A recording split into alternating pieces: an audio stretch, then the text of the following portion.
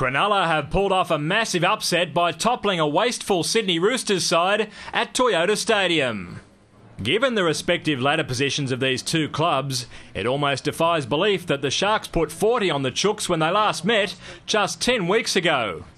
That was round 13, and the boys from Bondi were hoping that Friday the 13th would be kinder, as they looked to rebound strongly from their loss to St George Illawarra. However, luck was not with them in the first half hour, as a handful of healthy chances went begging. Gets the kick through, there's Minnie! Minnie going for 100, doesn't quite get a hand to it. Nathan Gardner scored a stunning length of the field solo try against the Roosters last time around, but Frank Paul Nu'uausala wasn't going to let that happen again, even if his method put him on the referee's rap sheet. In his much celebrated comeback season, Todd Carney can do no wrong, it seems. And that includes crafting unstoppable touch finders. He has teed off. Vision.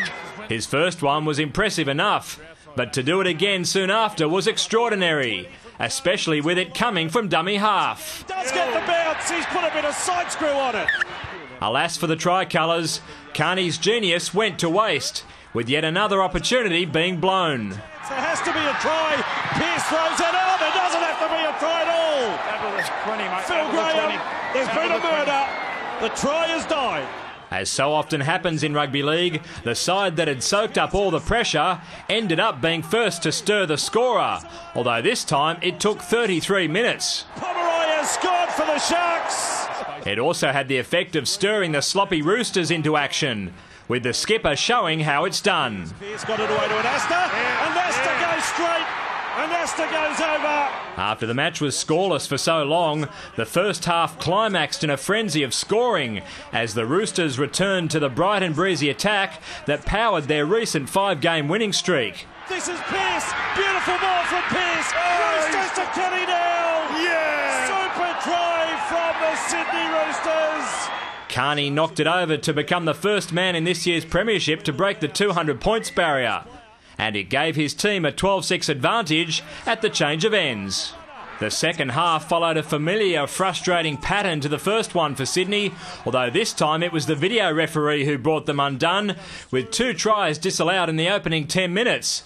The first to Sean Kenny-Dowell, and then Sam Perrott missed out after Mitchell Pearce was rightly deemed to have knocked on in the lead-up. Oh, no, took the ground. And once again, Cronulla made their wasteful opponents pay dearly.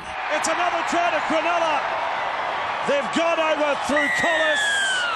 It's 12-10. Incredibly, yet another 4-pointer was butchered by the visitors when Carney crept across, but was found guilty of a double movement.